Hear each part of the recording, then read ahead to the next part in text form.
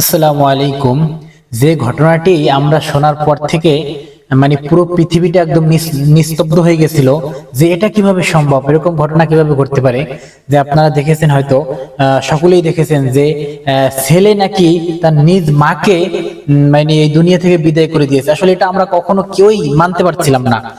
দেখেন, এখন কিন্তু লাস্ট মুহূর্তে আসল তথ্য বেরিয়ে আসলো যে আসলে এই ছেলেটি, সাদ নামের এই ছেলেটি আসলে তার মাকে সে এই দুনিয়া থেকে বিদায় করেনি। এর পিছনে অন্য মানুষরা দায়ী, অথচ আমরা মানে পুরো পৃথিবীর মানুষ এই ছেলেটিকে ভুল ভাবছে এবং তাকে দেখে সি করেছে। বা পুরো মায়ের জাত বা কি বলবো, মানে মায়েরা এভাবে সিদ্ধান্ত নিয়েছে যে আমরা সন্তান গর্ভে ধারণ করব না। মানে এটা কিভাবে সম্ভব হতে পারে? কিন্তু ঘটনা পুরোটাই আলাদা। এই বাসার চারতলায় যারা ভাড়াটিয়া ছিল মূলত তারাই অপকর্ম করছিল এবং সেটা জানাজানি হয়েছিল, এবং সেই পথের কাঁটা সরানোর জন্য হচ্ছে এই সাদের মাকে এই পৃথিবী থেকে বিদায় করে দেওয়া হয়েছিল।